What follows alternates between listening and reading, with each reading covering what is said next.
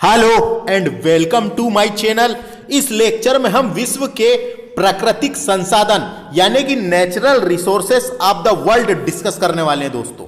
विश्व में प्राकृतिक संसाधन को डिस्कस करेंगे। एमपीपीएससी की हम यूनिट 4, एमपीपीएससी की हम यूनिट नंबर 4, एमपीपीएससी प्रीलिम्स की जो हम यूनिट नंबर 4 का सिलेबस है, भारत एवं विश्व के भूगोल के अंतर्गत विश्व में प्राकृतिक संसाधन को डिस्कस कर रहे हैं। निश्चित तौर पे 1 या 2 क्वेश्चन इस टॉपिक से पूछे जाने की संभावनाएं बन जाती है और आगे भी पूछा जाता रहेगा।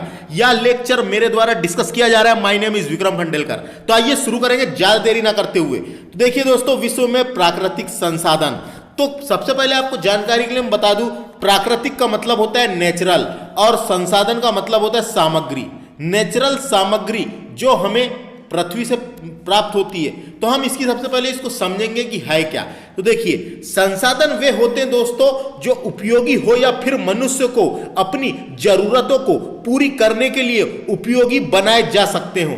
मनुष्य को अपनी जरूरतों को पूरी करने के लिए उपयोगी बनाए जा सकते हो।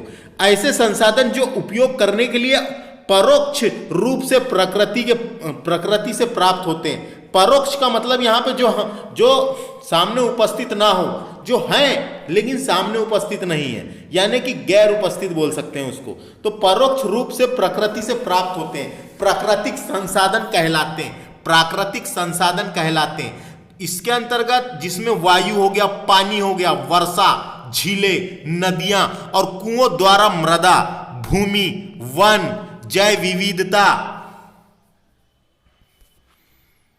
खनिज, जीवाश्म ईंधन इत्यादि शामिल है। इस प्रकार प्राकृतिक संसाधन हमें पर्यावरण से प्राप्त होते हैं। जितने भी नेचुरल रिसोर्सेस होते हैं ये हमें पर्यावरण से प्राप्त होते हैं दोस्तों।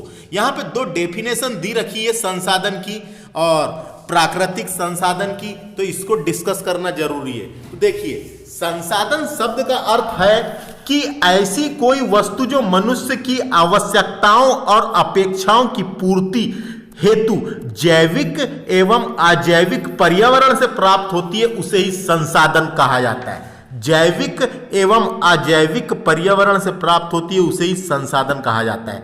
नेक्स्ट डेफिनेशन की बात करें हम, दूसरी डेफिनेशन, क्या डेफिनेशन कई प्रकार की हो सकती है। प्राकृतिक संसाधन पृथ्वी के प्राकृतिक पदार्थ हैं। यह पृथ्वी पर सतत जीवन और हमारे आर्थिक व्यवस्था को मजबूत कर सकते हैं। हमारे आर्थिक व्यवस्था को मजबूत कर सकते हैं। प्राकृतिक पदार्थ है जो पृथ्वी पर पाए जाते हैं, उन्हें ही प्राकृतिक संसाधन कहा जाता है। अब यहां पे देखिए, प्राकृतिक संसाधन का वर्गीकरण दिया हुआ है। तो हमने पढ़े थे कि जैविक और अजैविक से प्राप्त होते हैं, तो यहां पे अजैविक और जैविक क्या होता है इनके बारे में समझते हैं दोस्तों। देखो, प्राकृतिक संसाधन का वर्गीकरण किया गया है। सबसे पहले बात करेंगे हम अजैविक संसाधन दोस्तों। एक जैविक संसाधन होते हैं और एक अजैविक संसाधन होते हैं। तो हमको ये डिस्कस करना है यहाँ पे कौन से जैविक है, कौन से अजैविक है। तो ये इसको समझिए, इसको बहुत आसान है।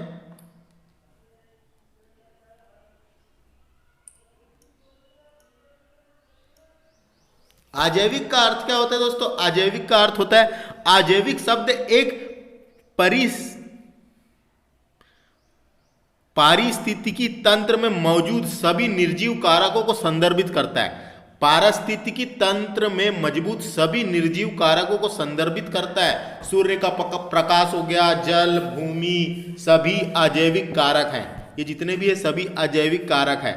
अजैविक कारक सभी निर्जीव अथवा वातावरण, जलमंडल और स्थलमंडल में मौजूद रासायनिक और भौतिक कारकों को संदर्भित करता है। तो यहाँ पे समझने वाली बात है, अजैविक संसाधन यानी ऐसी वस्तुएं या ऐसी चीजें जिसमें जान नहीं है दोस्तों। अजैविक यानी जान नहीं है। अजैविक संसाधन वे संसाधन होते हैं जो गैर जीवित चीजों से, गैर जीवित यानी जो चीजें जीवित नहीं है, जिसमें जान नहीं है, जो चीजें जीवित नहीं है, गैर कार्बनिक पदार्थ से बनते हैं। जो गैर कार्बनिक पदार्थ होते हैं जिसमें जान नहीं होती से बनते हैं। इस प्रकार प्राकृतिक संसाधन के कुछ उदाहरण, पानी हो गया, पानी, वायु, भूमि और धातु, लोहा, तांबा, सोना, चांदी शामिल होते हैं इसमें। तो अजैविक संसाधन समझ में आ गया। ऐसे संसाधन होते हैं जो पारिस्थितिकी तंत्र में मौजूद सभी निर्जीव कारकों को संदर्भित करते हैं, जैसे कि मैंने बताया सूर्य का प्रकाश, जल, भूमि, जैविक संसाधन है सभी, तो अजैविक संसाधन है।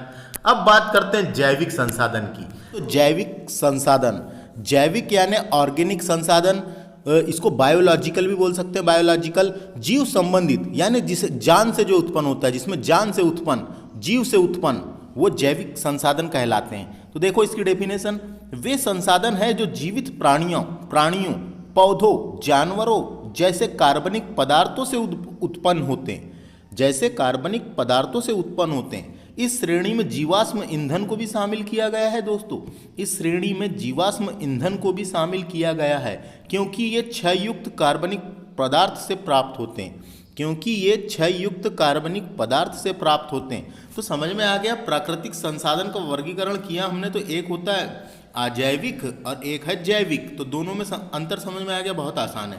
अब देखते हैं आगे, विकास के स्तर के आधार पर प्राकृतिक संसाधनों का वर्गीकरण किया गया है। किसके आधार पर किया गया है? विकास के स्तर के आधार पर प्राकृतिक संसाधनों का वर्गीकरण किया गया है। सबसे पहले है एक वास्तविक संसाधन। वास्तविक संसाधन इन संसाधनों का विकास प्रौद्योगिकी की उपलब्धता और लागत पर निर्भर करता है। जो वास्तविक संसाधन है इसका विकास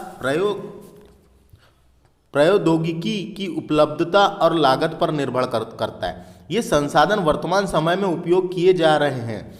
जो वास्तविक संसाधन है इनका उपयोग वर्तमान समय में उपयोग किए जा रहे हैं। एक है रिजर्व संसाधन, नाम से पता चल रहा है रिजर्व। वास्तविक संसाधन का वह भाग जिसमें भविष्य में सफलतापूर्वक विकसित और उपयोग में लाया जाए उसे रिजर्व संसाधन कहते हैं, यानी वो रिजर्व है।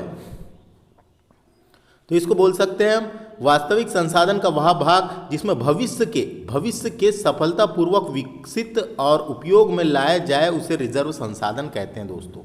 उसके बाद है एक संभावित संसाधन। ये ऐसे संसाधन हैं जो कुछ क्षेत्रों में मौजूद होते हैं, लेकिन वास्तव में इस्तेमाल में लाए जाने से पहले उसमें कुछ सुधार करने की आवश्यकता होती है। देखो मौजूद तो होते हैं लेकिन उपयोग में लाने से पहले उसमें कुछ सुधार करने की आवश्यकताएं होती है। जैसे पेट्रोलियम निकलता है दोस्तों, तो पेट्रोलियम निकलने के बाद उसमें कुछ सुधार करके पेट्रोल, डीजल, केरोसिन, डामर, जितने भी मटेरियल उससे निकलते हैं वो सब बनाए जाते हैं। तो मौजूद तो हैं लेकिन इस्तेमाल के लाए जाने से पहले उसमें कुछ सुधार करने की आवश्यकता है। एक है स्टॉक संसाधन। वे संसाधन हैं जिन पर इस्तेमाल में लाए जाने के लिए सर्वेक्षण तो किए गए हैं लेकिन प्रौद्योगिकी की कमी के कारण अभी तक उपयोग में नहीं लाए जा सके हैं। तो स्टॉक में तो है, सर्वेक्षण से हमको पता चला कि स्टॉक में तो है लेकिन प्रौद्योगिकी की कमी के कारण उसे अभी तक उपयोग में नहीं लाया जा सका है, उसे स्टॉक संसाधन कहते हैं। तो विकास के आधार पर हमने प्राकृतिक संसाधनों का वर्गीकरण पढ़ा। स्टॉक, वास्तविक संसाधन, रिजर्व संसाधन, संभावित संसाधन, स्टॉक संसाधन। अब देखिए जहां से क्वेश्चन आते हैं उनको देखते हैं। प्राकृतिक संसाधनों के प्रकार दिए हुए हैं यहाँ पे। प्राकृतिक संसाधन का पुनः उपयोग की दृष्टि से इस प्रकार वर्गीकृत किया जा सकता है। पुनः उपयोग की दृष्टि से एक है नवीनीकरणीय संसाधन और एक है अनवीनीकरणीय संसाधन। तो प्राकृतिक संसाधनों के प्रकार देखेंगे हम, तो एक है नवीनीकरणीय संसाधन और एक है अनवीनीकरणीय संसाधन। नवीनीकरणीय संसाधन का मतलब रिन्यूएबल सोर्सेस और ये नॉन रिन्यूएबल सोर्सेस है दोस्तों। तो इनके बारे में यहाँ से डीपली पढ़ना जरूरी है। यहीं से क्वेश्चन हमको परीक्षा में देखने को मिलेंगे कि कौन सा रिन्यूएबल रिसोर्सेस है, कौन सा नॉन रिन्यूएबल है, उससे ही क्वेश्चन पूछे जाएंगे दोस्तों। तो समझ में आ गया। प्राकृतिक संसाधन के प्रकार दो हैं, एक तो है नवीनीकरणीय और एक है अनवीनीकरणीय। तो इसको देखते हैं दोस्तों।